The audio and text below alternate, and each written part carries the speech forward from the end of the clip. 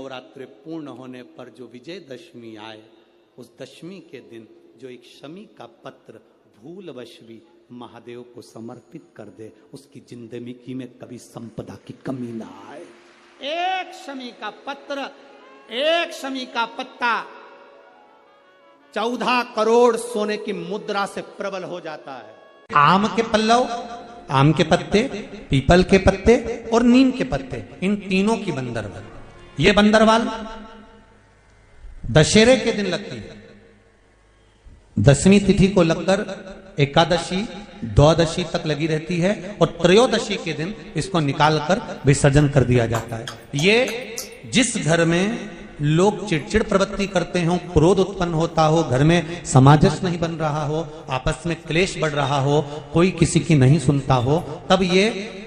आम के पत्ते की, पीपल की और नीम के पत्ते की पल्लव बंदरवाल लगाई जाती है। विजयदशमी पर शमी के पत्र की बड़ी महत्वता। नवरात्रि के बाद में जो विजयदशमी आती है, उस दशमी की बड़ी महत्वता। धन की कामना के लिए, कार्य सिद्धता के लिए, भगवान शिव की अविरल भक्ति को प्राप्त करने के लिए शमी पत्र मूल। दो स्थान पर दीप लगाने में पीछे मत हटो। पहला बेलपत्री के वृक्ष के नीचे, दूसरा कहीं मौका लग जाए तो शमी के वृक्ष के नीचे भी कामना के लिए बाबा से प्रार्थना कर कर कि बहुत कर्जे में लदालूम हूं, बहुत तकलीफ चल रही है, तो बेलपत्री के वृक्ष के नीचे भी दिया लगाओ और शमी के पेड़ के नीचे भी दिया लगाओ। नवरात्रि चल रही है, मान लो कर्जा बहुत ज्यादा मात्रा में हो गया हो, पीक अच्छी नहीं आई हो, फसल अच्छी नहीं आई हो, बहुत टेंशन की जिंदगी अगर चल रही हो, बहुत चिंता ग्रसित कर रखी हो और ऐसा लग रहा है कि पैसे की आवक कहीं से नहीं है और टेंशन बढ़ता जा रहा है, तो ये नवरात्रि जब पूर्ण हो तो दशमी जब तिथि आए, 9 दिन पूरे होने के बाद जब दसवीं तिथि आए, दसवीं दशहरा, चैत्र का जो दशहरा, नवरात्रि पूर्ण होने के बाद में जो दशमी तिथि आए, शमी के पत्ते 5 दुर्वा, 5 बेलपत्र, भगवान शंकर के मंदिर में एक शमी का पत्ता, एक दुर्वा, एक बेलपत्र, भगवान शंकर से अपनी कामना करके, अपना गोत्र बोलकर शंकर भगवान के शिवलिंग पर समर्पित कर। फिर दूसरा पत्ता, दूसरा शमी पत्ता, दूसरी दुर्वा, फिर शिव जी पे समर्पित। 5 पत्ते शमी के, 5 दुर्वा, 5 बेलपत्र, जो विजयदशमी चैत्र महीने की रहेगी, चैत्र महीने की जो दसवीं तिथि रहे नवरात्रि के बाद की, समर्पित कर कर 1 लोटा जल 3 बार शंकर जी को उसी जल से 3 बार समर्पित करें। अपनी कामना कर कर चढ़े हुए जल का भाग थोड़ा सा लेकर आए, घर के दरवाजे पर, व्यापार के स्थान पर उसका सिंचन करें और हृदय से बाबा से प्रार्थना करें, बाबा तेरे भरोसे हैं, बहुत चिंता है, बहुत टेंशन है, कर्जा बहुत है, दुख बहुत है, व्यापार चल नहीं रहा, तुझे समान। हमारा विश्वास करता है 3 महीने के अंदर जहां भी कथा होगी वहां आपका खुद का पत्र आकर आप लिखकर भेजोगे कि मेरे बाबा ने मेरा हाथ पकड़ा, मेरे शिव ने साथ।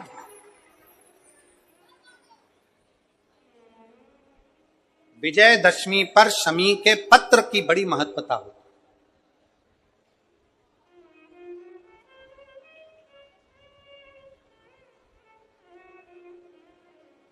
और नवरात्रि के बाद में जो विजयदशमी आती है, उस दशमी की बड़ी महत्वता होती। धन की कामना के लिए, कार्य सिद्धता के लिए, भगवान शिव की अविरल भक्ति को प्राप्त करने के लिए शमी पत्र मूल होता है। मूल।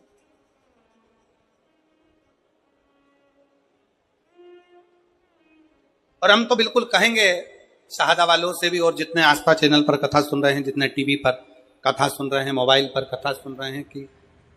कभी कभी 2 स्थान पर दीप लगाने में पीछे मत हटो। पहला बेलपत्री के वृक्ष के नीचे, दूसरा कहीं मौका लग जाए तो शमी के वृक्ष के नीचे भी कभी कभी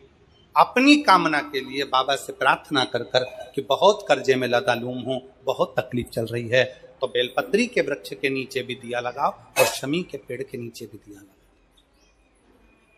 कभी कभी बाबा से प्रार्थना फल। तो महापुराण वर्णन करती है कि जब कोई दवा काम नहीं करती है, कोई डॉक्टर को दिखा कर आए, औषधि काम नहीं कर रही है, कोई दवाई काम नहीं कर रही है, तब कुंदकेश्वर महादेव का नाम लेकर जिस डॉक्टर को दिखा कर आए उसकी दवाई को मात्र कुंदकेश्वर महादेव का नाम लेकर यदि हम खाना चालू करते हैं, कुंदकेश्वर का नाम लेकर भगवान कुंदकेश्वर का स्मरण, और कुंदकेश्वर और एकांतेश्वर ये दो महादेव ऐसे हैं, शंभु शंभु शंभु शंभु शंभु शंभु शंभु।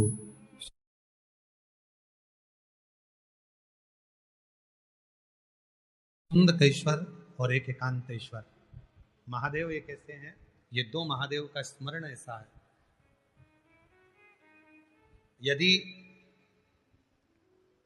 मान लो कोई बच्चे बेटा बेटी अगर गलत मार्ग पर जा रहे हैं, कोई व्यसन में डूब गया है बहुत ज्यादा, कोई गलत संगत में डूब गया है बहुत ज्यादा, निकल ही नहीं रहा, तो एकांतेश्वर महादेव का लाल चंदन का श्रृंगार अवश्य करो, और एकांतेश्वर महादेव पर लाल चंदन का ही जल समर्पित अवश्य, और उसी लाल चंदन का जो जल, लाल चंदन एक आता है पीला चंदन जिसको हम घिसते हैं, एक लाल चंदन होता है उसको भी घिसा जाता है, एक लाल चंदन होता है। कोई व्यसन में डूब गया, मदिरा के नशे में डूब गया, बहुत ज्यादा जुए में डूब गया, बहुत ज्यादा कर्जे में डूब गया, बहुत ज्यादा गलत संगत में पड़ गया, बहुत व्यसन में डूबा हुआ है, निकल ही नहीं रहा है, बहुत प्रयास कर लिया, संगति छूट ही नहीं रही है, गलत विचार नहीं छूट रहा है, गलत खाना पीना नहीं छूट रहा, गलत सोच नहीं छूट रही, जुए का संग नहीं छूट रहा, दोस्तों का संग, गलत दोस्तों का संग नहीं छूट रहा, तो एकांतेश्वर महादेव को कहीं एकांत में जो शिवलिंग है, एकांत में तुम गाड़ी से जा रहे हो, बाइक से जा रहे हो, मोटरसाइकिल से जा रहे हो, फोर व्हीलर से जा रहे हो, बस से जा रहे हो, कहीं तुमको एकांत में खुली जगह पर कोई ओट लेके ऊपर भगवान शंकर का कोई शिवलिंग या कोई मंदिर जहां शिव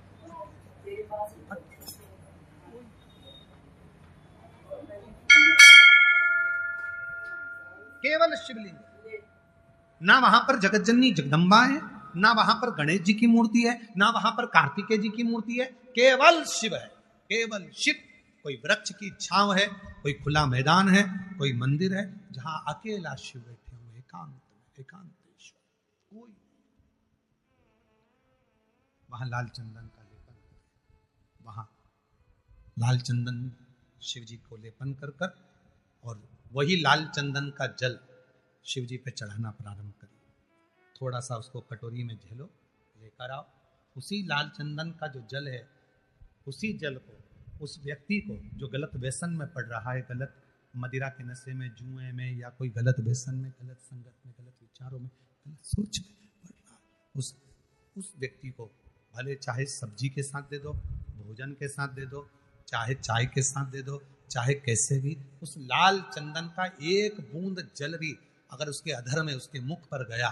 धीरे धीरे वो व्यसन से दूर होता चले जाएगा और उसका ध्यान अपने परिवार की ओर केंद्रित होता चले जाएगा। एकांतेश्वर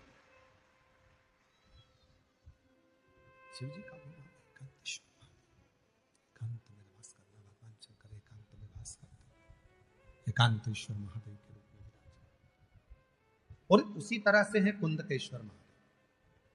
एकांतेश्वर महादेव के लिए एक और चीज का वर्णन किया गया। एकांतेश्वर महादेव के लिए अगर कहीं ध्यान दें, थोड़ा सा हो सकता है कि स्मरण में आप लोगों के रहेगा तो आगे काम आ सकता है। एकांतेश्वर महादेव यदि शरीर के अंतर्गत कहीं पर भी कोई चर्म रोग अगर शरीर में आ गया, कोई भी चर्म रोग आ गया, चाहे चमड़ी काली पड़ गई हो, चाहे चमड़ी सफेद पड़ गई हो, चाहे कोई शरीर का भाग दाग से पीड़ित हो रहा हो, पूरा शरीर अगर बेकार भी हो रहा है, तो उसके लिए भी एकांतेश्वर महादेव का स्मरण। पर एकांतेश्वर महादेव का स्मरण तो है, पर जहां तुम एकांत में जल चढ़ाओगे शिव जी पे, साधारण जल तुम्हारी भले बॉटल में रखा हो, चाहे कलश में रखा हो, चाहे कैसा भी, और एकांत में कोई शिव जी मिल गए, वहां पर 5 वृक्ष की पत्तियों को, वहीं के जंगल में से 5 पत्तियों को तोड़ो, शिव जी को समर्पित करो, और अपनी बोतल में जल हो, कलश में जल हो, लोटे में जल हो, वो शिव जी को चढ़ाओ, और वो जल वहीं की वहीं अपने जिस स्थान पर आपको चर्म का रोग है वहीं बैठकर उसको लगाकर कुछ देर बाबा का दर्शन कर कर शिव का नाम जप करो। चाहे पंचाक्षर बोलो नमः शिवाय, चाहे षडाक्षर बोलो ओम नमः शिवाय, चाहे श्री शिवाय नमस्तुभ्यम बोलो, मंत्र का जाप करो और फिर उठकर चले जाओ। 4-5 बार यदि एकांतेश्वर महादेव पर चढ़े हुए जल का अपने शरीर पर आपने लेपन करना प्रारंभ करा, वो चर्म रोग धीरे धीरे धीरे धीरे समाप्त होता चला। कल एक पत्र था, कल एक पत्र पढ़ा था, आप लोगों के स्मरण में होगा कि एक बच्चे को पूरा शरीर सफेद हो गया था। अगर वो बैठा हो तो हमने कल भी कहा था, अगर हो तो आज पूरा शरीर सफेद हो गया, चर्म रोग हो गया, चमड़ी सफेद पड़ गई। उस माँ ने आखिरी में शिव का भजन, एकांतेश्वर महादेव का स्मरण करना प्रारंभ, एकांतेश्वर, और एकांतेश्वर महादेव का ही कनेर का पुष्प भी काम कर। संपूर्ण संसार में, संपूर्ण जगत में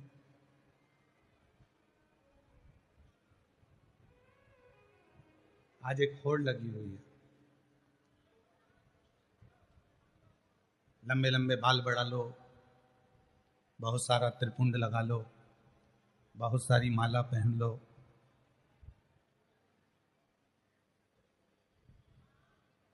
आज के समय में एक होड़ लगी है। नकली नकली बाल भी मिलने लगे बड़ी बड़ी जटा बनाने के लिए। पर यदि भगवान शंकर की पवित्र कथा का स्मरण आप करेंगे और पूरी शिव पुराण को उठाकर आप देखेंगे, पूरी स्कंद पुराण को आप उठाकर देखेंगे, लिंग पुराण को, नर्मदा पुराण को, शिव पुराण को, इनको उठाकर यदि आप देखेंगे तो आपको मिलेगा कि बाहर का जो स्वरूप है, हमारे बाहर का जो स्वरूप है वो भले बदले ना बदले, पर शिव पुराण में लिखा है कि अपने भीतर को बदलने का प्रयास करो। तुम्हारे बाहर के स्वरूप से बाहर की आवाज अंदर आ रही है, पर अंदर की आवाज अंदर नहीं आ रही है। और आवाज क्लियर करो, डीले कम खोल के। तुम्हारे बाहर के स्वरूप से हो सकता है कि दुनिया रीझ जाए, पर परमात्मा को रिझाने के लिए बाहर का स्वरूप काम नहीं आता। भगवान को रिझाने के लिए बाहर के स्वरूप की जरूरत नहीं पड़ती। भगवान को रिझाने के लिए केवल भीतर का कोई स्वरूप जिसमें केवल एक परमात्मा से लगाव हो, विश्वास हो, श्रद्धा हो, भक्ति हो और दृढ़ता हो।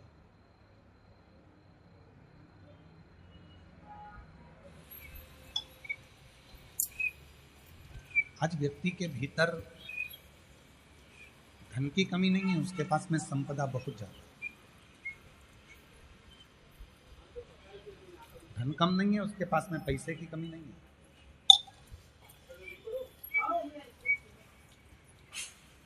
उसके पास में यदि कमी है, आवाज बढ़ा उधर की पीछे के, सबसे पहला डूम और डूम के पीछे का।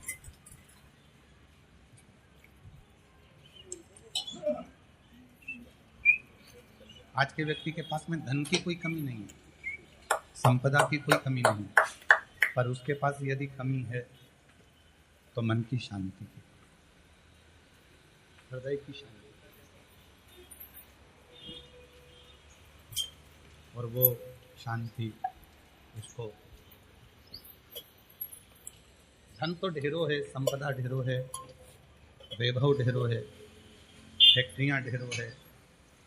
संपदा भरी पड़ी हुई है, पर मन की शांति नहीं। और शिव महापुराण की कथा क्या कहती है? शिव पुराण की कथा कहती है कि कितना भी कमाना, कितना भी वैभव कमाना, कितना भी धन कमाना, पर थोड़ी देर अपनी अर्धांगिनी के साथ बैठकर, अपने बच्चों के साथ बैठकर, अपने माता पिता के साथ बैठकर, अपने परिवार के साथ बैठकर 2 क्षण भगवान शिव की अविरल भक्ति को धारण करें।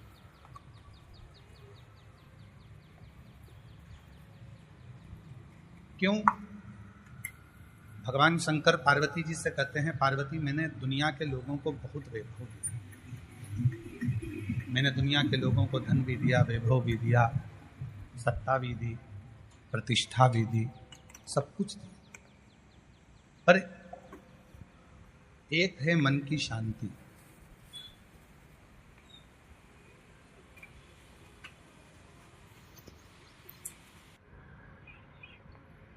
एक है मन की शांति।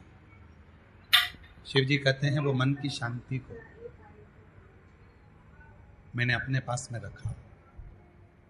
और जो मेरे पास में आता है, जो कुछ देर मेरे पास आकर बैठता है, शिव कहते हैं उसको मैं हृदय की शांति प्रदान कर देता हूं। हृदय की शांति, आत्म शांति उसको। और मिलता है सच्चा सुख केवल भगवान तुम्हारे चरणों में, भगवान तुम्हारे चरणों में मिलता है सच्चा सुख केवल भगवान तुम्हारे चरणों में, भोलेनाथ तुम्हारे चरणों में। ये जो मन की शांति है, जो हृदय की शांति है, जो चित्त की शांति है, शिव के चरणों में प्राप्त होती है, राम के चरणों में प्राप्त होती है, कृष्ण के चरणों में प्राप्त होती है, भगवान के चरणों में प्राप्त होती है।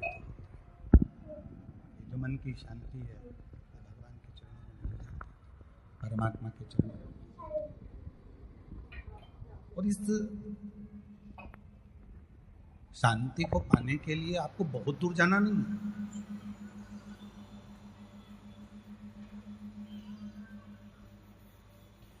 इस शांति को ढूंढने के लिए आपको बहुत यहां वहां चक्कर काटने की जरूरत भी नहीं। कहाँ जा रहे हैं? तो कहा कि हम अमरनाथ जा रहे हैं, हम केदारनाथ जा रहे हैं, हम वृंदावन जा रहे हैं, हम अयोध्या जा रहे हैं, हम काशी जा रहे हैं, हम मायापुरी, हम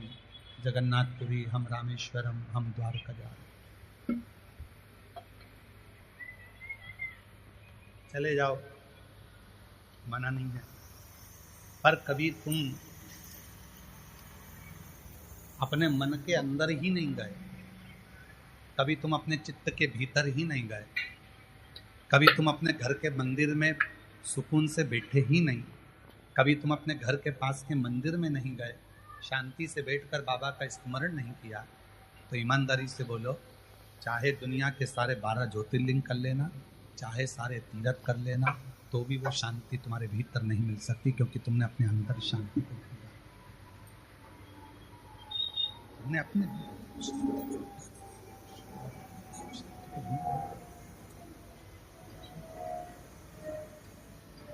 जिस दिन तुमने अपने भीतर उस शांति को ढूंढने का प्रयास किया, अपने भीतर उस परमात्मा को ढूंढने का प्रयास किया, फिर तुम्हें कहीं जाने की जरूरत नहीं। यदि आप लोगों ने कथा सुनी होगी पुणे से, तो पूना में हमने कथा बांची थी, तो उसमें वर्णन किया था कि किसी ने प्रश्न किया था कि मंदिर कितना बड़ा होना चाहिए। अगर आप लोगों ने पूना की कथा सुनी होगी तो उसमें सुना कि घर में मंदिर कितना बड़ा बनाना चाहिए। पूरा एक कमरा मंदिर बना दें, हॉल में मंदिर बना दें, एक अलग से कमरा मंदिर बना दें, वास्तुशास्त्री आकर बताएंगे कि यहाँ मंदिर बना दो, मकान बनाने वाले बताएंगे कि यहाँ मंदिर बना दो, धर्म पत्नी कहेगी यहाँ मंदिर बना दो, कोई कहेगा यहाँ मंदिर बना दो। पुणे की कथा में कहा था, किसी ने प्रश्न किया था कि मंदिर कितना बड़ा बनाना चाहिए घर के अंदर, तो शिव महापुराण में कहीं पर भी ये प्रसंग नहीं लिखा कि मंदिर कितना बड़ा होना चाहिए। शिव महापुराण में ये प्रसंग लिखा कि दिल बड़ा होना चाहिए, फिर घर छोटा होगा तो भी मंदिर सुख रहता।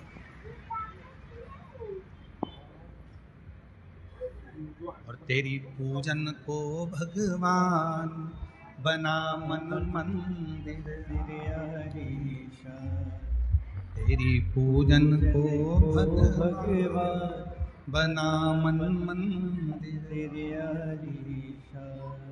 मन जितना बड़ा बनाओगे, दिल जितना बड़ा होगा, मन जितना बड़ा होगा, चित्त जितना बड़ा होगा, हृदय जितना बड़ा होगा, परमात्मा तुरंत आकर बैठेगा। अब घर तो बड़ा बना लिया, बंगला भी बड़ा बना लिया, मकान बड़ा बना लिया, मंदिर बड़ा बना लिया, सब कुछ बड़ा बनाया। बेडरूम बड़ा है, किचन बड़ा है, ड्राइंग रूम बड़ा है, हॉल बड़ा है, सोफा सेट बड़ा है,